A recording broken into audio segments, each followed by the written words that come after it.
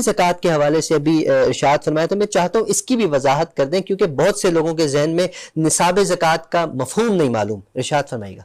लेकिन निसाब ज़कात से मुराद ये है कि जब हम ज़कात दे रहे होते हैं, हमारे पास जो चीज़ें अवेल हों और जब ये चीज़ें एक मखसूस मकदार में होंगी तो हमारा निसाब पूरा हो जाएगा, तो अब हम ज़कात देने के अहल है।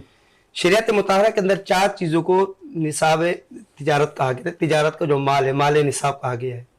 4 चीज़ों को माल निसाब कहा गया। उनमें सबसे पहली चीज़ है सोना, गोल्ड। अगर किसी शख्स के पास 7.5 तोले गोल्ड मौजूद है तो इसको ये कहा जाएगा कि ये साहिब निसाब है और अब इसके ऊपर ज़कात वाजिब होगी, ये ज़कात अदा करे। बिलफर्ज 7.5 तोले सोना नहीं है, अब इनके पास सिर्फ चांदी है, वाइट गोल्ड है। अब चांदी है तो चांदी का बताया गया है कि 52.5 तोले चांदी किसी साहिब के पास है, किसी खातून के पास है, तो अब इनको पर ज़कात लाजिम हो गई। अच्छा। ज़कात इन्होंने अदा करनी है। इसी तरह सोना नहीं है, चांदी नहीं है, इनके बस माल तिजारत है जी। ये तिजारत का काम करते हैं, इनकी फैक्ट्री है, इसके अंदर आउटपुट होता है, खाम माल होता है, पूरा एक सिलसिला होता है। तो जो ताजिर हजरात होते हैं, दुकान शॉप चला रहे होते हैं, इनके पास भी माल तिजारत ठीक ठाक रखा हुआ होता है।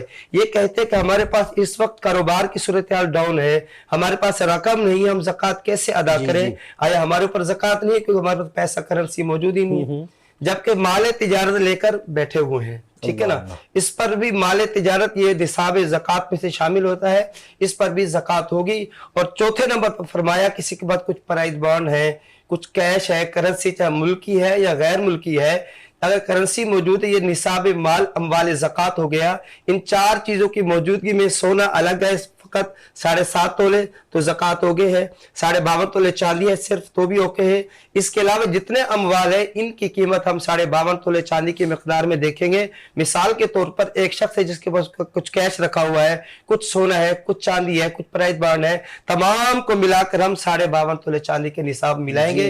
इस वक्त 96-97,000 रुपये जो चांदी की इस वक्त कीमत वैल्यू है मौजूदा, इसके मुताबिक किसी के पास रकम है तो ये साहिब निसाब हुआ। ऐसे शख्स को ज़कात देना वाजिब है, नहीं देगा तो गुनाहगार होगा। जो अच्छा ये भी इरशाद फरमाइएगा, जो शख्स टाइम पे ज़कात देता है और लगातार ज़कात देता है, अल्लाह की राह में खर्च करता है, ज़कात अदा करता है, उसके लिए खुशखबरियाँ क्या है मुफ्ती साहब? लेकिन नबी करीम सल्लल्लाहु तआला अलैहि वसल्लम ने अहादीस कसीरा के अंदर हमें ये बताया है और हम कुरान करीम फुरकान हमीद में भी ये चीज़ें पढ़ते हैं। अल्लाह सुब्हानहु व तआला ये इरशाद फरमाता है कि जो लोग अपने मालों को राह खुदा में देते हैं और उनकी मदद में खर्च करते हैं। देखिए ज़कात 2 तरह के होते हैं, ज़कात नाफिला, ज़कात वाजिबा। ये ज़कात जो ज़कात है ये सदकात वाजिबा में आती है। अच्छा। सदकात नाफिला हम किसी को भी पेश कर सकते हैं, चाहे वो साहिब निसाब है या नहीं है, सामने वाला फकीर शरई है या नहीं है, फिर भी हम उसको सदकात नाफिला देते तो ओके है, दुरुस्त है। लेकिन ज़कात देने के लिए हमें उन चीजों को, उन लोगों को देखना होगा, परखना होगा कि जो ज़कात लेने के अहल भी हैं। ऐसा लोग हमने किसी ऐसे शख्स को अपनी रकम दे दी जो ज़कात लेने का अहल ही नहीं था, तो फिर हमारी ज़कात दुरुस्त नहीं होगी।